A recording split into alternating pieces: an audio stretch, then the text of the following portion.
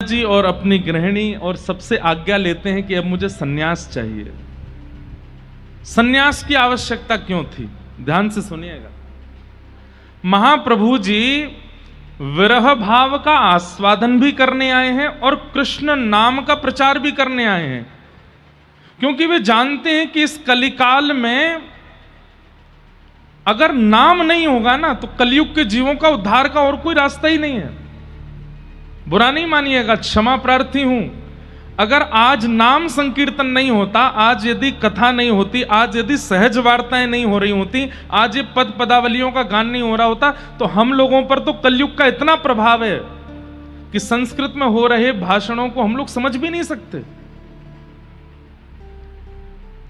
और ना हम लोग इतने आदी हैं कि हमको पकड़ पकड़ के भी गुरुजी ले जाएंगे तो भी हम भाग जाएंगे।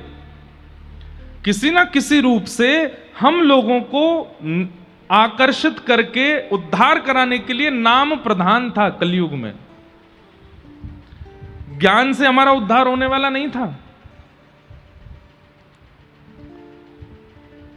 इसलिए नाम का प्रकट होना बहुत आवश्यक था। नाम की महिमा, कीर्तन की महिमा प्रकट होनी बहुत आवश्यक थी। इसलिए महाप्रभु चैतन्य वो कृष्ण भाव का, राधा भाव का अनुभव भी करने आए हैं और कृष्ण नाम का प्रचार भी करने आए हैं। और आज से 500 साल पहले बंगाल प्रांत में और भारत के कई प्रांतों में अगर कोई सदगृहस्थ ज्ञान देता था तो कोई नहीं सुनता था। बोले ये क्या हमको ज्ञान देंगे, ये खुद संसार में पड़े हैं लोग बाग। क्योंकि उस समय भी 500 साल पहले थोड़े तो ज्ञानी लोग होते ही थे, और उनको कोई समझाता था तो लोग बाग सामने वाले प्रश्न कर देते थे, तुम तो खुद ब्याह करे बैठे हो, तुम्हारे खुद के बाल बच्चे हैं, तुम्हारा खुद का पूरा परिवार है, तुम हमको क्या ज्ञान दोगे। इसलिए कहीं ना कहीं लोगों के चित्त में एक गृहस्थ आश्रमी की बातें घर नहीं करती थी, इसलिए सन्यासियों की बात मानते थे लोग। तब महाप्रभु जी ने विचार किया कि अगर मेरे सन्यास ग्रहण करने से मेरी वार्ता लोगों के चित्त में विश्वास के रूप में बैठेगी तो मुझे सन्यास लेना चाहिए। और तीसरी बात, सन्यास क्यों ग्रहण किया? जिस प्रकार गृहस्थ आश्रमी एक कन्या का वरण करके जीवन भर के लिए उसका हो जाता है, ऐसी एक सन्यासी सबका त्याग करके हमेशा के लिए ठाकुर जी का हो जाता है। एक प्रकार से सन्यास क्या है? विवाह है ठाकुर जी के साथ। अब ये केवल ठाकुर जी का है, इसको संसार से अब कोई काम नहीं है। इसका जीवन, इसका भोजन, इसका रहन सहन, उठना सोना जागना, सब कुछ किसके लिए है? जीव कल्याण और भगवत प्राप्ति। तो सन्यास एक प्रकार की मोहर है कि ये ठाकुर जी का हो गया। इसलिए उस काल में सन्यास लिए बगैर ज्ञान प्रस्तुत करना बड़ा मुश्किल था। इसलिए महाप्रभु जी ने सन्यास का मार्ग चुना। लेकिन विधिवत मां से आज्ञा ली, पिता से पत्नी से आज्ञा ली, और आज्ञा लेने के पश्चात केशव भारती जी के पास आप गए और वहां जाकर के सन्यास ग्रहण किया। आपका नाम निमाई था, आपका नाम गौर हरि था, लेकिन आज सन्यास होते ही आपका नाम रखा गया श्री कृष्ण चैतन्य। आपका नाम बोलो कृष्ण चैतन्य महाप्रभु की जय। अब मैं तो इतना विस्तार से पढ़ पढ़ के आया हूं कि उन भावों को अगर सुनाने लग जाऊं तो आप लोगों के नेत्रों से अश्रु नहीं रुके। कहते हैं कि महाप्रभु जी को भद्र करने के लिए जो नाई आया था, उसको बुलाया गया, उसको पता नहीं था कि किसको भद्र करना है। महाप्रभु जी सबके प्रिय थे। जैसे वो एक बहुत अच्छा गीत चलता है ना वृंदावन में, वृंदावन का कृष्ण कन्हैया सबकी आंखों का तारा, वृंदावन का कृष्ण कन्हैया सबकी आंखों। इसके आगे वाली लाइन अच्छी नहीं है, वो नहीं गाना है। वो कहते हैं मन ही मन क्यों जले राधिका, है ऐसे ही है क्या है, यही है, अब पता नहीं क्यों मेरे को बस उतना याद आया। तो ऐसे ही चैतन्य गौर हरि बड़े प्रिय थे सबके, क्योंकि उनको देखते ही प्रेम प्रकट होता था, उनको देखते ही भाव प्रकट होते थे। जब नाई बुलाया गया तो उसने आकर के देखा किनको भद्र करना है। ध्यान अवस्था में बैठे हैं, शांत भाव से बैठे हैं श्री चैतन्य महाप्रभु। देख करके उसके हाथ कांपने लगे, बोले मैं वध ना कर लूं अपना। ऐसे सुनहरे केश इनके, मैंने कल बताया ना कथा में, इतने सुंदर थे महाप्रभु जी की उनके रूप लावण्य को देख करके आकर्षित होते थे लोग। भैया अब देखो जगह है ना है, जो खड़े हैं वो खड़े ही रहो, आगे वाले ने सुनन दो, बैठ जाओ, हाँ वहीं बैठ खड़े खड़े सुन लो। ये बालक हैं, ये बेचारे खड़े होकर ही पूरी कथा सुनते हैं। इनको हम रोज देखते हैं, पूरी कथा 3 घंटे 4 घंटे खड़े ही होकर सुनते हैं। आप लोग भी अब जो लेट आए हो खड़े होकर सुनो, और अब जो आ रहे हैं उनसे कह लो भैया यूट्यूब पे सुन लो, जाओ। अब बस विक्षेप नहीं करना, कथा में हमको बहुत भाव याद आते हैं तो हम सुना देंगे। तो रोने लगा, मैं कैसे इनके केशों को भद्र कर सकता हूं, मेरे लिए तो ये वध के समान होगा।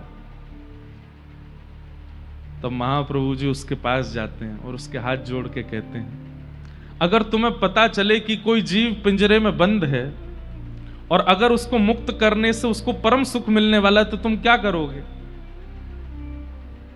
तो नाई कहता है कि मैं उसे मुक्त कर दूंगा। बोले ठीक उसी प्रकार मुझे मुक्त कर दो।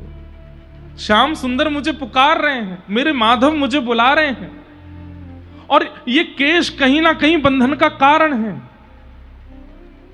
ये जाएंगे तभी मैं पूर्ण सन्यास रूप में प्रकट हो पाऊंगा, और सन्यास रूप मतलब मैं माधव का हो जाऊंगा। तुम मुझे मुक्त नहीं करोगे। हाथ जोड़ते हैं, पैर पड़ते हैं, बोले मैंने पहले मुक्ति की भिक्षा गुरुदेव से मांगी, अब तुमसे मांग रहा हूं, कर दो। उस दृश्य को भी कोई नहीं देख पाया है, देख नहीं पा रहे हैं। महाप्रभु जी भद्र हो गए, और पतला दुबला शरीर, आजान बाहु, लंबी लंबी भुजाएं, गौर वर्ण, गले में माल धारण करके, एक वस्त्र धारण करके, और जैसे ही आप चलने लगे तो ऐसा लगता है कि मानो कोई रजत पर्वत जा रहा हो। क्या बताएं, पहले तो आकर्षण था ही, लेकिन अब सन्यास के बाद तो और आकर्षण हो गया महाप्रभु जी में। लेकिन अब का आकर्षण और पहले आकर्षण में अंतर क्या था? पहले रूप का आकर्षण था, अब महाप्रभु जी को देखने से कृष्ण प्रिय लगते हैं, ऐसा आकर्षण होने लगा। चित्त वृत्ति के सारे समाधान होने लगे।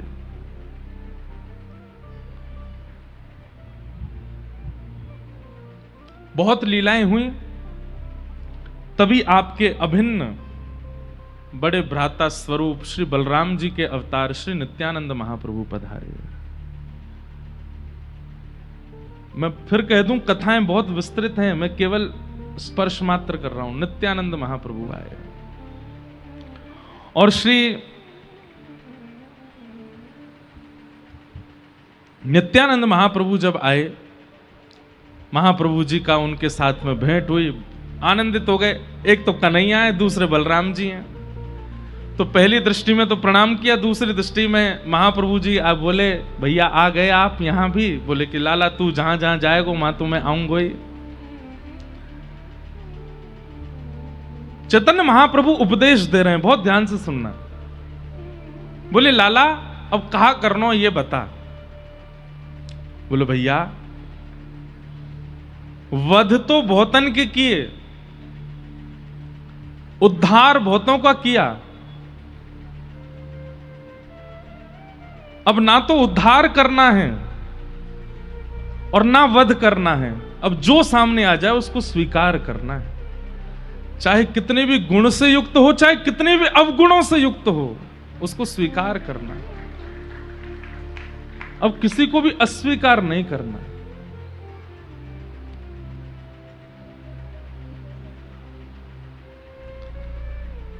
चैतन्य महाप्रभु बोले नित्यानंद जी एक पीड़ा है मन में। बोले क्या? हम लोग श्रीवास के घर पर कीर्तन करते हैं, सब लोगों को बुलाते हैं, 2-4 दिन तो सब लोग आए, लेकिन अब धीरे धीरे लोग बाग आते नहीं हैं। हम गिने चुने लोग ही कीर्तन करते हैं, यहां लोगों की संख्या नहीं आती कीर्तन में। लोगों को जाकर के बोलो तो वे कहते नाम कहने से क्या होगा, नाम गाने से क्या होगा, नाम गाने से कुछ भला होगा हमारा। अब उन्हें ज्ञान देने के लिए प्रवचन करते हैं तो उनके अंदर वो धैर्यता नहीं है कि वो प्रवचन समझें। नित्यानंद महाप्रभु बोले तो फिर क्या करना है, आप आज्ञा करो। बोले अब जाना है घर घर जाके उनके द्वार पर खड़े होकर के भिक्षा मांगनी है। द्वार पर जाकर के कहना भिक्षाम देहि, भिक्षा दीजिए। और प्राचीन भारत में यह नियम रहा था कि द्वार पर अगर कोई मांगने आ जाए तो उसको खाली हाथ जाने नहीं देते थे, देते ही थे। बोले भिक्षा की भावना से जाना है, और जब भिक्षा लेकर के आवे तो भिक्षा में हरि नाम मांगना है, भिक्षा में केवल प्रभु का नाम मांगना है।